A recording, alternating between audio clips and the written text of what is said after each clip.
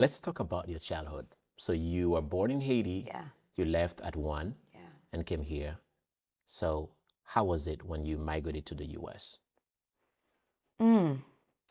I think migrating to the United States it had its challenges. I think any immigrant family, any diaspora can tell you that coming into a system that was not made for immigrants, a system that was not made to really encadre, to really support immigrants, it came with its fair challenges. Even my parents were hustling. And so we, unlike my white counterparts or American counterparts who might have had their at least one parent available and present.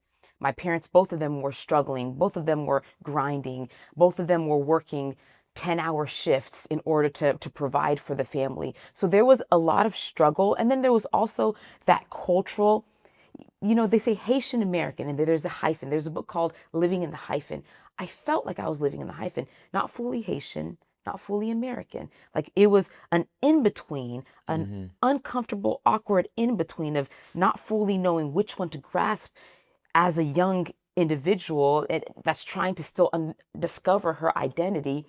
But I think, again, once I really truly began to see the beauty of our culture, the beauty of our history, the beauty of who I am, that's when my identity really started to be formed. And I found a strength, a courage that enabled me to live and express myself fully in this world. Should I say the early childhood were filled of confusion, Yeah, struggle, challenges.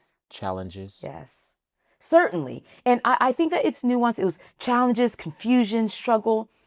And at the same time, there were beautiful moments, right? There were friends being made. There was joy. There's this natural self-discovery. I was into sports, played basketball, track and field, flag football. It was a beautiful childhood, but it came Mm. with its deep struggles as an immigrant child. And this is the part that sometimes people don't see in you, that Yeah, you were someone that was struggling yeah, to be the person that you are today. yeah, certainly. But you know what?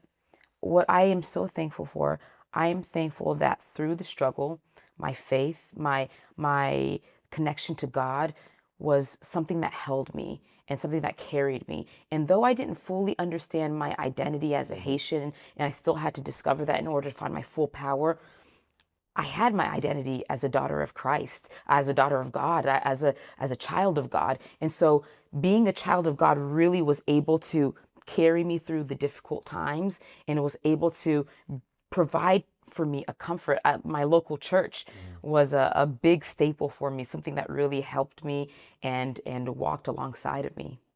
We saw some videos of your dad, and sometimes you and your dad go live and trying to explain to your dad, this is how social media works. You gotta be there and there. Tell me about your relationship with your dad. Oh, I love him. My dad is one of my best friends. It was difficult growing up because he was gone a lot, providing for the family, but then also he's a pastor, and so he was in Haiti a lot. So growing up, there was an absence of my dad. But as I reconnected to Haiti in 2010, I got closer and closer to my dad because I started to stay at my dad's house. And even to this day, when I go to Haiti, it's with my dad that I stay. We would have late night conversations. We like to debate about politics, about doctrine, about social issues. And we really have grown so close.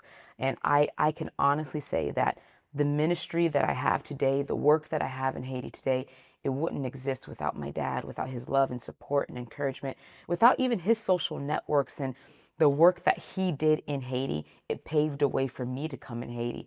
And I think even more than that, I will always admire the way that my dad loves God and he loves country.